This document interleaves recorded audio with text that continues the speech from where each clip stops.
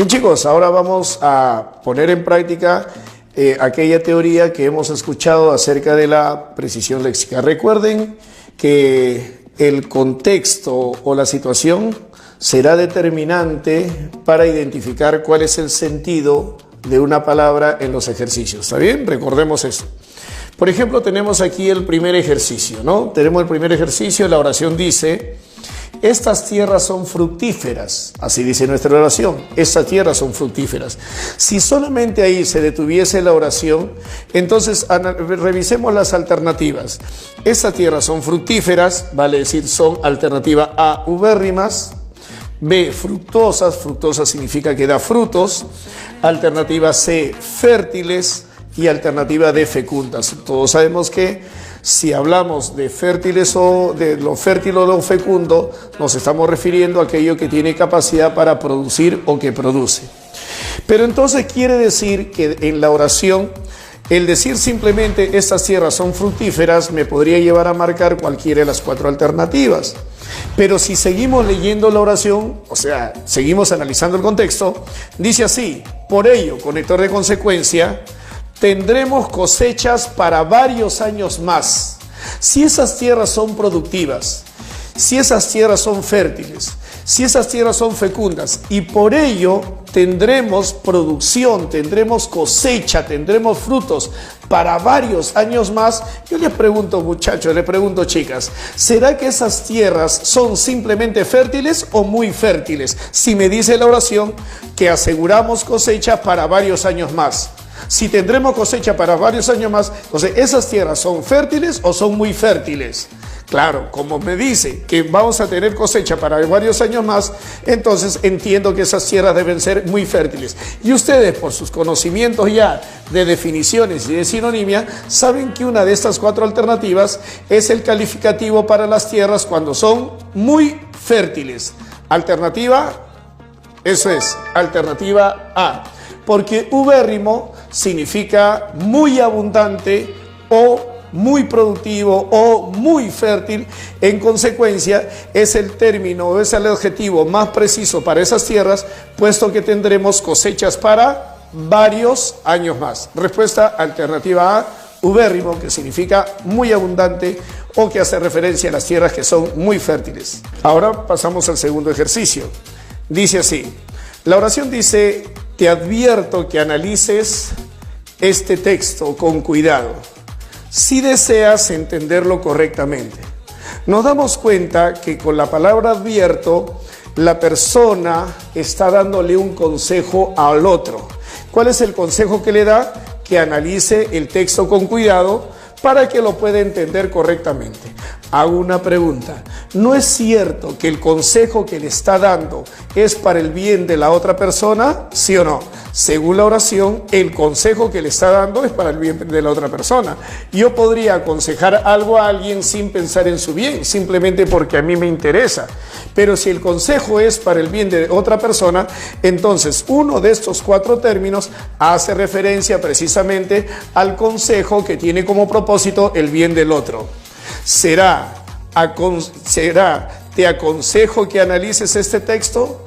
¿Te sugiero que analices este texto? ¿Te recomiendo que analices este texto? ¿Te propongo que analices este texto? Con cualquiera de los cuatro términos se puede entender la oración. Pero como se trata de un ejercicio de precisión léxica, entonces vamos a utilizar la palabra que exactamente hace referencia a un consejo que se da con el propósito de hacerle bien a quien se aconseja. La respuesta es la alternativa, seguramente ya la tienes pensada, alternativa C. Te recomiendo, porque la recomendación es el consejo que se hace con el propósito de procurar el bien ajeno, a diferencia de las otras alternativas. Entonces, ahora pasamos a revisar el tercer ejercicio. Leemos la oración para identificar los rastros verbales o las pistas que me da la oración, ¿no? Y sabemos que ese contexto va a determinar el sinónimo más exacto, más preciso para la palabra que está subrayada. Dice así: desgraciadamente, el asalto al banco dejó 2 muertos y 7 heridos de gravedad. O sea, dejó personas que habían perdido la vida. Entonces, estas personas que han perdido la vida no naturalmente. no como producto de un paro cardíaco, por ejemplo. Han perdido la vida por una acción violenta. Pero no es cualquier acción violenta, como por ejemplo la de caerse por unas escaleras. Es una acción violenta que ha sido incluida en una acción delictiva a su vez, porque me hablan de un asalto al banco. Entonces, al decir, desgraciadamente, el asalto al banco dejó 2 muertos y 7 heridos de gravedad, sé que esos muertos han perdido la vida, 1, violentamente, y 2, en una acción delictiva. Revisemos las alternativas. El asalto al banco dejó 2, alternativa A, fallecidos. La persona que fallece o pierde la vida no necesariamente lo hace por alguna acción violenta o delictiva. Alternativa C, el asalto al banco dejó 2 cadáveres. Lo mismo, el cadáver, ¿qué significa? Cadáver es el cuerpo del que ha perdido la vida, pero ese cuerpo del que ha perdido la vida no necesariamente lo ha sido por alguna acción violenta o delictiva. Entonces me quedo con imperfectos, alternativa C, y me quedo con occisos en la alternativa D. Si nosotros recordamos clases anteriores, sabemos que tanto imperfecto como occiso se refieren a personas que han perdido la vida violentamente. Pero uno de los 2 términos es el que se utiliza para aquel que ha perdido la vida violentamente en alguna acción delictiva. ¿Cuál es la respuesta? Alternativa C, otra vez. Alternativa C, esa es la respuesta. La palabra imperfecto califica a la persona. 1, que ha perdido la vida violentamente, y 2, en alguna acción delictiva. Cuarta oración. Dice, aquel profesor desarrolla su clase guiándola hacia la investigación científica. La palabra guiándola la podríamos reemplazar por dirigiéndola, encauzándola, encaminándola, orientándola, y no habría ningún problema, porque con todas las alternativas y con la palabra en negrita que está en la oración se entiende el mensaje.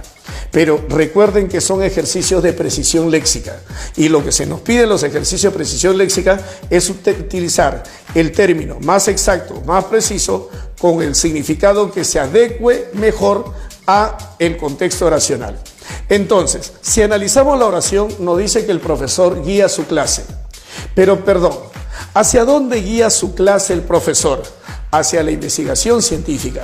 Si el profesor guía su clase hacia la investigación científica, entonces esa guía tiene como propósito un buen camino. Vale decir que la guía o la orientación que está dando el docente tiene como propósito orientarlo por el buen camino a su estudiante o a los estudiantes. Y una de estas alternativas precisamente es la que se va a utilizar exactamente para referirnos a una orientación hacia lo bueno. Y aquí tenemos las alternativas. Alternativa A, dirigiéndola. Cuando uno dirige a otro, no necesariamente lo dirige por el camino correcto. Lo mismo diríamos para orientar. Si se orienta a algo, se orienta a alguien, no necesariamente a lo bueno. Encaminando significa guiarlo a alguien por un determinado camino, no necesariamente por el camino correcto. Entonces ya te estarás dando cuenta que la alternativa correcta, en este caso de ejercicio de precisión léxica, es la alternativa B. Porque cuando tú encauzas a alguien, lo encaminas, lo orientas o lo guías, pero necesariamente lo guías, lo orientas o lo encaminas por el camino correcto. Y eso es lo que está haciendo el profesor con sus estudiantes, puesto que los está orientando hacia la investigación científica, que es lo correcto en la educación. Entonces, alternativa B. Bien, chicos, vamos ahora al ejercicio número 5, ¿sí?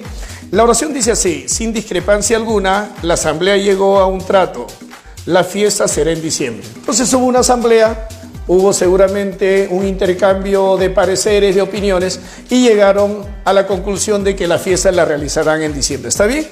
Pero al principio de la oración, ¿qué dice, chicos? Al principio de la oración dice sin discrepancia alguna. ¿Eso qué quiere decir? Que cuando ellos han tomado el acuerdo de que la fiesta sea en diciembre, no ha habido nadie que haya estado en contra de la opinión del otro. ¿Eso a dónde nos lleva? A marcar una alternativa que haga referencia a un acuerdo, a un convenio, pero un acuerdo o un convenio en el que ninguno haya discrepado con otro. ¿Eso qué quiere decir? Que el acuerdo tiene que haber sido total o unánime, ¿correcto? La alternativa acuerdo dice en la alternativa A, pero no todo acuerdo necesariamente pasa porque todos hayan convenido en el mismo parecer.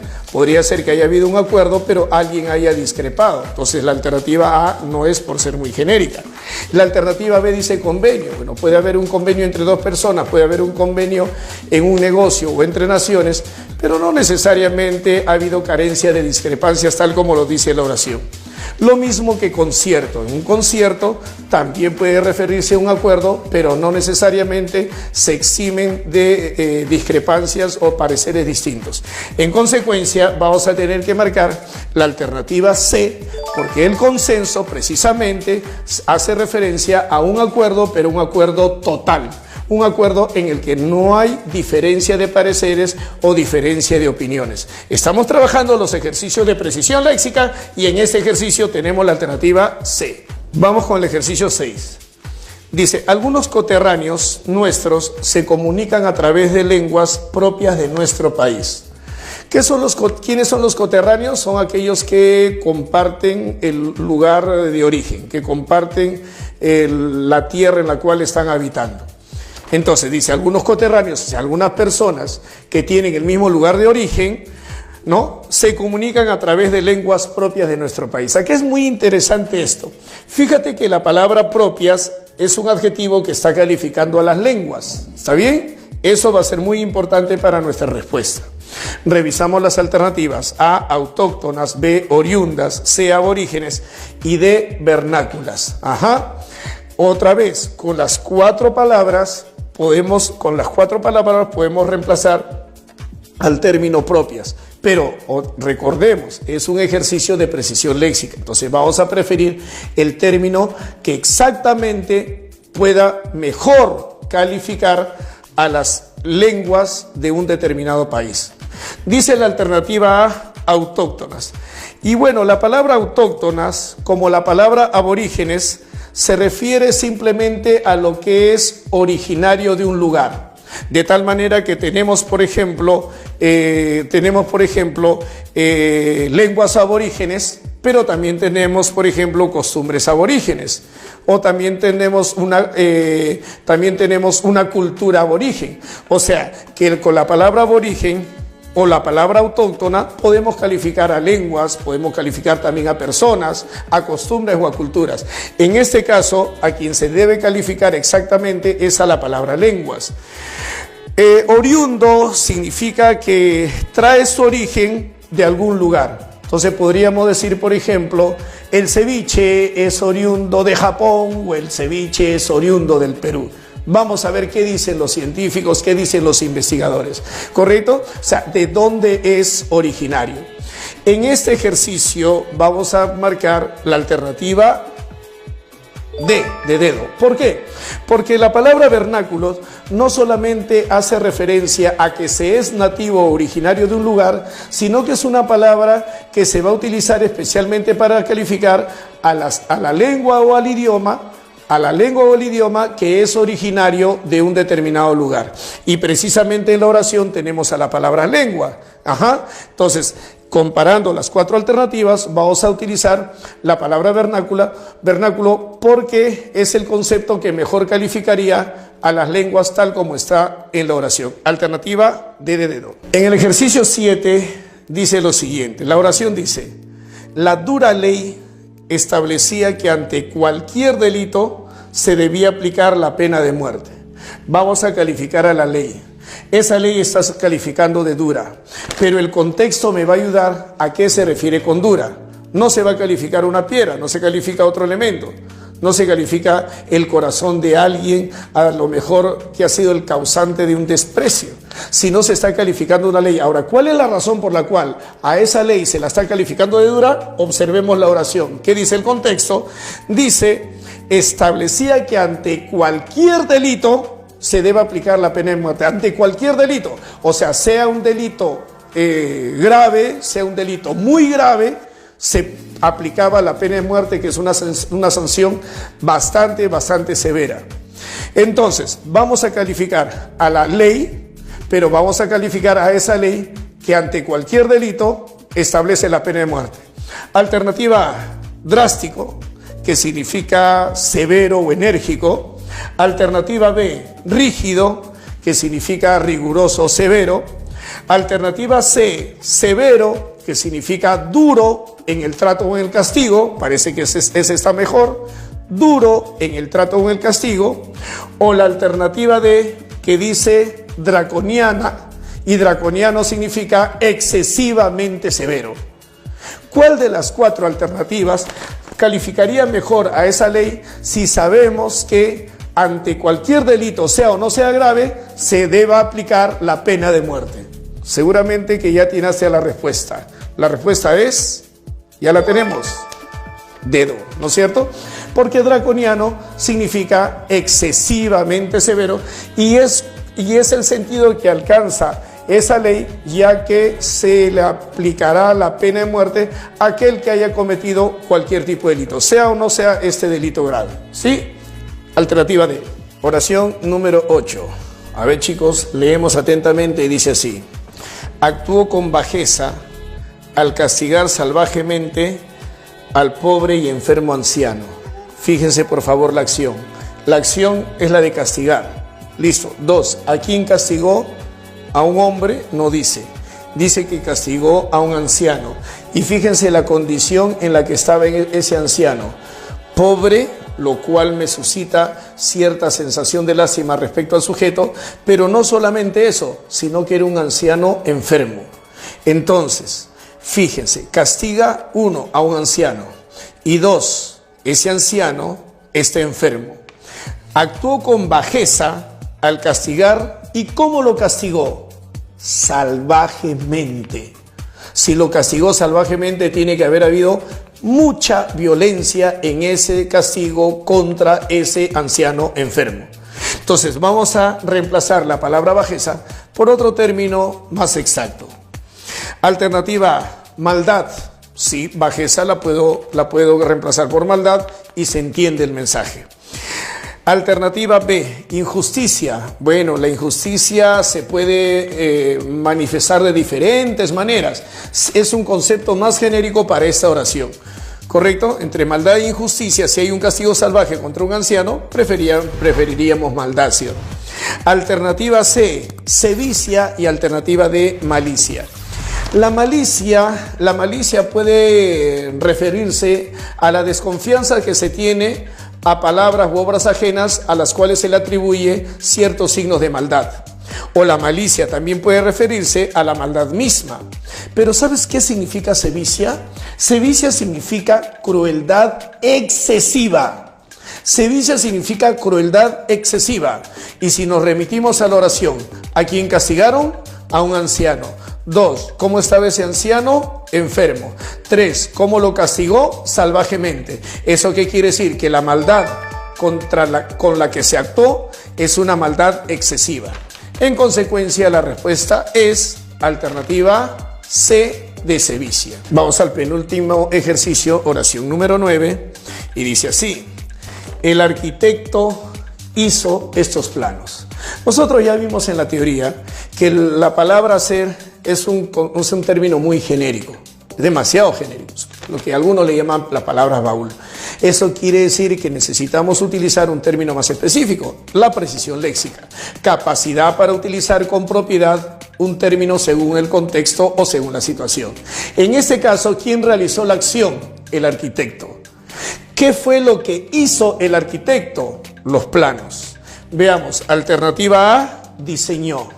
Alternativa B, dibujó. Alternativa C, elaboró, y alternativa D, realizó.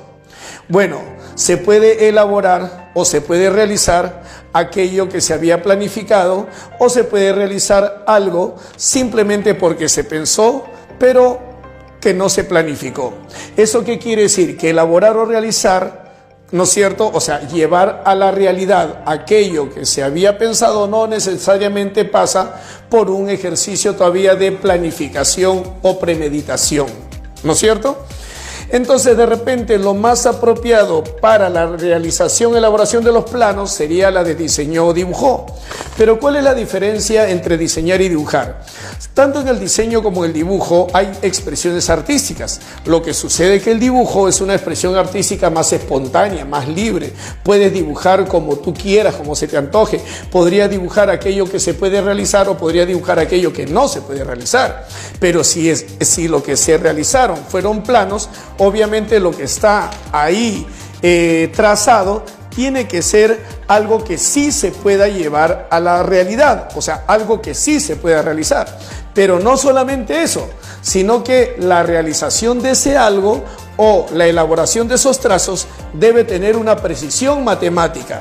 Entonces, una cosa es dibujar con mayor espontaneidad o libertad, no necesariamente ajustándose a la precisión matemática, y otra cosa es tener que diseñar, y en el diseño sí podemos encontrar alguna creatividad sumada a la precisión que se requiere cuando se van a elaborar los planos.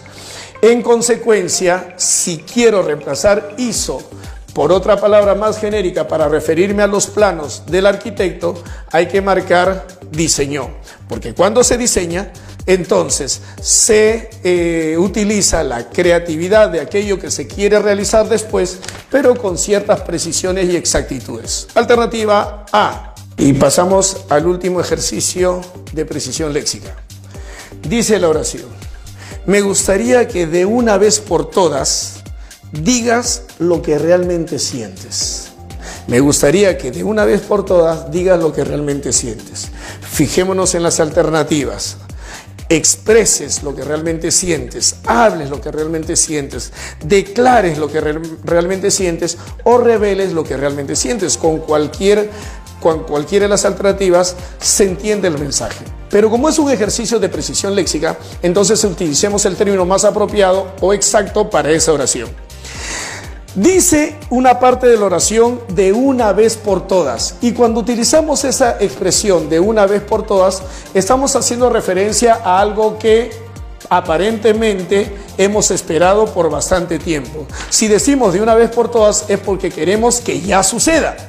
¿Eso qué quiere decir? Que durante algún tiempo, por lo menos de repente prolongado, todavía no sucede lo que nosotros quisiéramos. Por eso decimos de una vez por todas. Y cuando dice lo que realmente sientes, ¿qué me está dando a entender? Que eso que siente aquella persona lo estamos esperando que lo diga, pero por algún tiempo considerable no lo ha dicho. Entonces, al reemplazar la palabra digas, la vamos a cambiar por un término que haga referencia a aquello que por algún tiempo por lo menos ha estado oculto. Por algún tiempo por lo menos no se ha expresado o no se ha manifestado. Por eso que dice la oración de una vez por todas, tienes que decir lo que sientes. Alternativa A, expreses. Bueno, cuando uno expresa, no necesariamente vas a dar a conocer lo que por algún tiempo ha estado escondido. Así que es muy genérico. Además que cuando uno expresa algo lo puede expresar hasta sin palabras. Y acá dice digas, o sea, hay que utilizar el verbo.